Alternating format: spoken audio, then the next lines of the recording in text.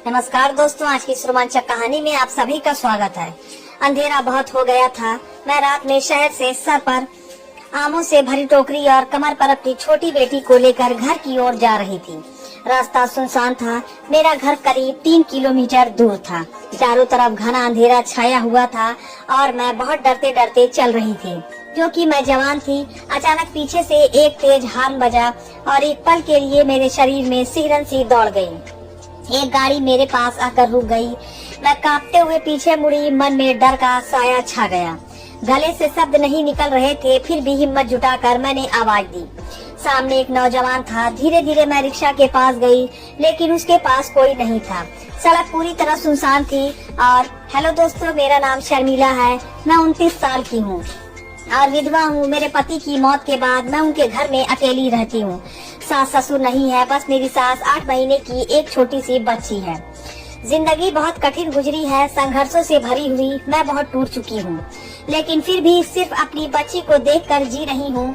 एक बार मेरे घर के सामने आम का पेड़ था। उसी से आम तोड़कर मैंने साप्ताहिक बाजार में बेचने का सोचा, क्योंकि उस दिन मेरी बच्ची बहुत बीमार थी, बुखार से तप रही थी और मुझे उसे अस्पताल ले जाना था। मेरे पास पैसे नहीं थे, तो सोचा कि आम बेच दूं। जो भी पैसे मिलेंगे उससे अस्पताल ले जाऊंगी। मैंने आमों को टोकरी में भरा और बच्ची को गोद में लिए और पैदल ही बाजार की तरफ चल पड़ी। हमारा घर बाजार से करीब 3 किलोमीटर दूर था।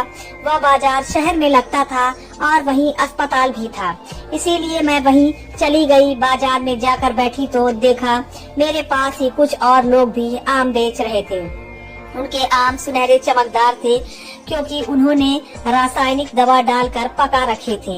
मेरे आम प्राकृतिक रूप से पके हुए थे, लेकिन ऊपर से कुछ दाग लगे हुए थे, इसलिए ग्राहक उन्हें हाथ भी नहीं लगाते थे। मैं दोपहर से बैठी थी। हर ग्राहक आम उठाता, दाग देकर नापसंद करता और चला जाता। मुझे बहुत बुरा लगता। मेरे आसपास बैठे लोगों के सारे आम बिक गए, लेकिन मेरे भी एक भी आम नहीं बिके। मेरी बच्ची लगातार बुखार से तप रही थी। कभी बुखार कम होता तो कभी फिर बढ़ जाता। उसके चेहरे की हालत देखकर मेरा दिल टूट जाता। शाम हो गई, पर 1 किलो भी आम नहीं बिका। मेरी आंखों से आंसू भी निकले। मुझे समझ नहीं आ रहा था कि क्या करूं। पूरा दिन कुछ खास नहीं था। भूख से पेट में जलन हो रही थी। बच्ची को बस दूध पिलाया था, खुद पानी पीकर भूख दबाने की कोशिश कर रही थी। धीरे धीरे बाजार खाली होने लगा। लोग अपना सामान समेट कर जाने लगे और मेरी सारी उम्मीदें खत्म हो गई। घर में 1 रुपया भी नहीं था। मैंने अपनी टोकरी बांधी, सर पर रखी और बच्ची को कमर से कसकर पकड़ा और उस अंधेरी सड़क पर चल पड़ी। सच कहूँ तो मैं बस में जाना चाहती थी, लेकिन बस के पैसे नहीं थे। जब अस्पताल के पैसे नहीं थे तो बस के कहां से आते। अंधेरा बढ़ता जा रहा था। सड़क पर कोई इंसान नजर नहीं आ रहा था। मैं करीब 1 किलोमीटर चली, लेकिन डर से मेरा दिल धड़कने लगा। बच्ची को गोद में बुखार से तड़प रही थी और मैं 2 राहें पर थी। क्या करूं, कुछ समझ नहीं आ रहा था। तभी पीछे से हॉर्न की आवाज आई। मैं चौंक गई। पीछे मुड़कर देखा तो एक रिक्शा रुका। रिक्शा वाला बोला, भाभी जी, इतनी अंधेरी रात में अकेली कहाँ जा रही हो? मैंने गौर से देखा तो वह हमारे ही गांव का साकेत था। उसने मुझे पहचान लिया और मुस्कुराकर पूछा। मेरी आंखों में आंसू आ गए। मैंने जवाब दिया, घर जा रही हूँ। उसने तुरंत रिक्शा रोकी और बोला, भाभी जी, रिक्शे में बैठ जाइए। इतनी रात में, इतने अंधेरे में एक बच्चे को लेकर चलना ठीक नहीं है। मैं बच्ची के साथ रिक्शा में बैठ गई, पर मन में बहुत बोझ था और मैं खुद को रोक नहीं पाई, रोने लगी। साकेत मेरी तरफ देखता हुआ बोला, क्या हुआ, क्यों रो रही हैं? मेरी आंखों में आंसू रुक नहीं रहे थे। मैंने आंसू पोंछे और कहा, मेरी बच्ची बहुत बीमार है, बुखार से तप रही है। आम बेचने लाई थी, पर एक भी नहीं बिका। अब अस्पताल ले जाने के लिए पैसे नहीं हैं। बस से कैसे जाऊं? उसके भी पैसे कहाँ लाऊं? मेरा हाल सुनकर साकेत कुछ देर तक मुझे देखता रहा। उसने बिना कुछ बोले बच्ची का माथा छुआ। बुखार बहुत ज्यादा था। उसके चेहरे पर चिंता साफ झलकने लगी। उसने कहा, अरे इसे तो तुरंत अस्पताल ले जाना चाहिए। चलिए चिंता मत कीजिए, मैं सब संभाल लूंगा। मैंने जल्दी से कहा, नहीं मैं आपसे पैसे कैसे लूं? लेकिन वो आ गया और जोर देकर बोला, आप इसे उपकार मत समझिए, मैं आपके आम खरीदता हूँ, यह लेन देन समझिए, ऐसा नहीं है। मैंने मेरी बच्ची की हालत देखकर मेरा भी दिल पिघल गया था। मेरी आंखों में आंसू आ गए, शब्द गले में अटक गए। आखिरकार मैंने सर हिलाकर हामी भर दी। उसने तुरंत रिक्शा मोड़ी और हम अस्पताल की ओर निकल पड़े। वह मुझे एक जान पहचान वाले अस्पताल में ले गया। डॉक्टर ने मेरी बेटी की जांच की, इंजेक्शन दिया और कुछ दवाइयाँ लिखी। मैंने मेडिकल से दवाइयाँ ली। डॉक्टर ने कहा, चिंता करने की कोई बात नहीं है, मौसम की वजह से हुआ है, वायरल इन्फेक्शन है, 2-3 दिन में ठीक हो जाएगी। डॉक्टर की यह बात सुनकर मेरे मन को थोड़ा सुकून मिला। जब हम अस्पताल से बाहर निकले तो मैं पीछे बैठी थी, गोद में मेरी बेटी सो रही थी और आमों की टोकरी रिक्शा में रखी थी। सामने बैठे साकेत को देखकर मैं सोचती रही, वह हमारे ही गांव का था, अभी अविवाहित है। मेरा घर छोड़कर 7-8 घर के बाद उसका घर था। अपनी खुद की रिक्शा थी, बहुत मेहनती लड़का था, दिन रात मेहनत करके अपनी जीविका चलाता था। अचानक उसने कहा, भाभी जी सुबह ही अगर आप बताती तो मैं तुरंत मदद कर देता, लेकिन आपने अकेले इतना बोझ क्यों उठाया? अगर कुछ हो जाता तो आप अकेला होकर इतनी छोटी बच्ची के साथ यह सब कैसे संभालोगी? उसकी बात सुनकर मेरी आंखों से अनायास ही आंसू निकल आए। मैंने कहा, आज आप आइए, इसलिए मेरी बच्ची की जान बची, तब तो भगवान की तरह समय पर आ गए। वह मुस्कुराकर बोला, अरे ऐसा मत सोचिए, इंसान को इंसान की मदद करनी चाहिए, इसमें कोई उपकार नहीं होता। कुछ देर में हम मेरे घर के पास पहुँचे। उसने रिक्शा रोकी। जब मैं उतर रही थी तो मैंने कहा, साकेत भाऊ, आपका यह एहसान मैं कभी नहीं भूलूंगी। मैं बहुत आभारी हूँ, यह पैसे मैं आपको लौटा दूंगी। इस पर वह मुस्कुराकर बोला, पैसे लौटाने की कोई जरूरत नहीं है, आपने आम मुझे दे दीजिए, वही काफी है। मैं मना कर रही थी, फिर भी उसने टोकरी से आम उठा लिए।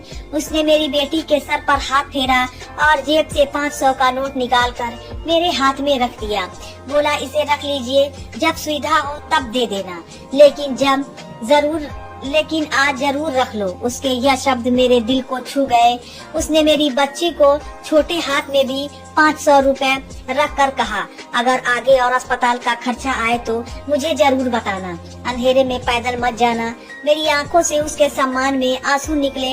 मैंने कहा, आपका धन्यवाद करने के लिए मेरे पास शब्द भी नहीं है, फिर भी घर में आइए, चाय पीकर जाइएगा। वह मुस्कुराकर बोला, नहीं, फिर कभी आऊंगा। मैंने सर हिलाया और कुछ ही पलों में वह मेरी नजरों से ओझल हो गया। मैंने बेटी को खाट पर सुलाया, अपने लिए साधारण खाना बनाया, 2 निवाले खाए और बिस्तर पर लेट गई।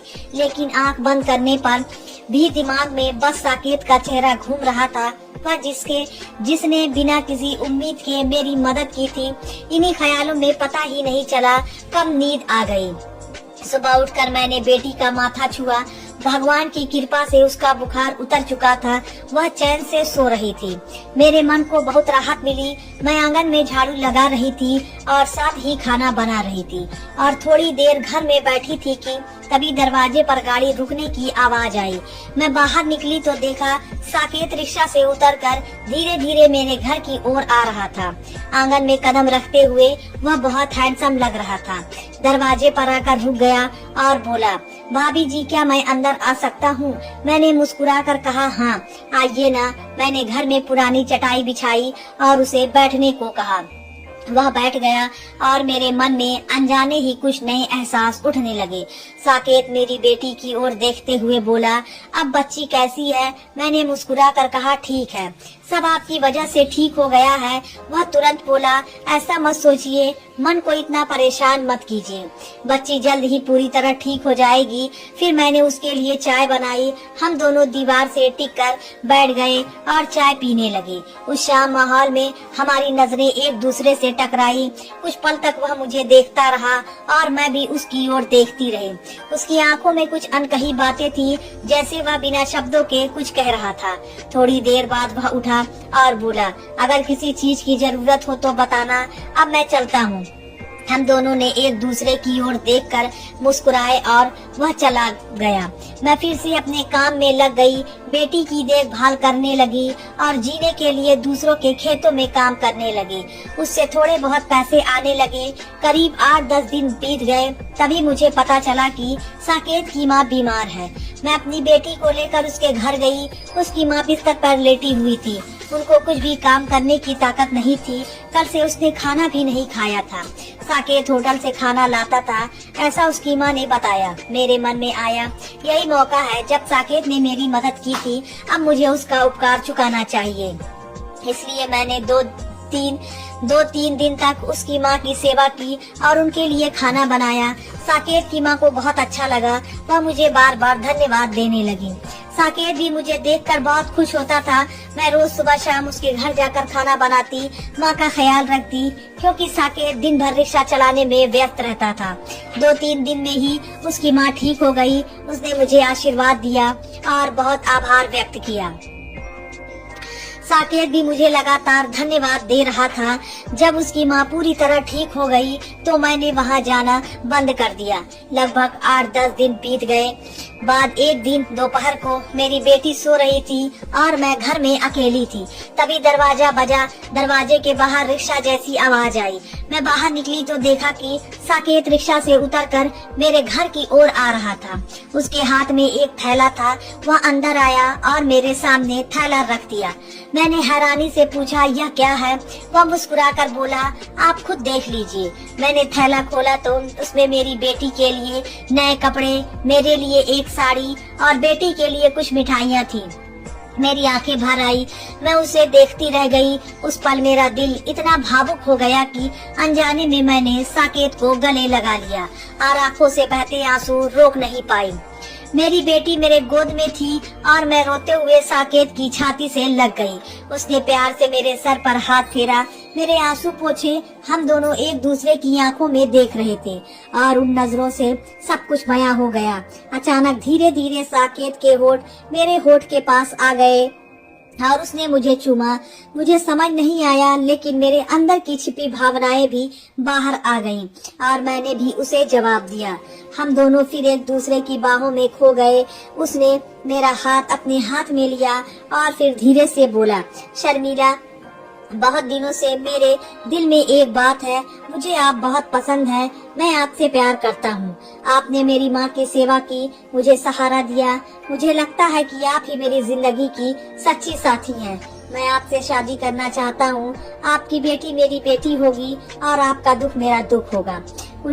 उसके इन शब्दों में मेरी आंखों में फिर आंसू ला दिए।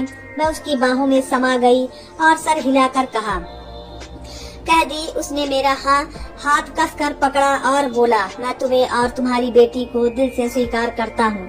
उस पर मेरा दिल हल्का हो गया और मुझे जिंदगी में फिर से एक नई उम्मीद की किरण दिखाई दी। कुछ ही दिनों में हमारा प्यार और गहरा हो गया। हम मिलने लगे, एक दूसरे से खुलकर बातें करने लगे और एक दूसरे से सच्चा प्रेम करने लगे। एक दिन साकेत अपनी माँ को लेकर मेरे घर आया। उसने अपनी माँ को सब कुछ बता दिया था। मैंने उनके लिए चाय पानी तैयार किया।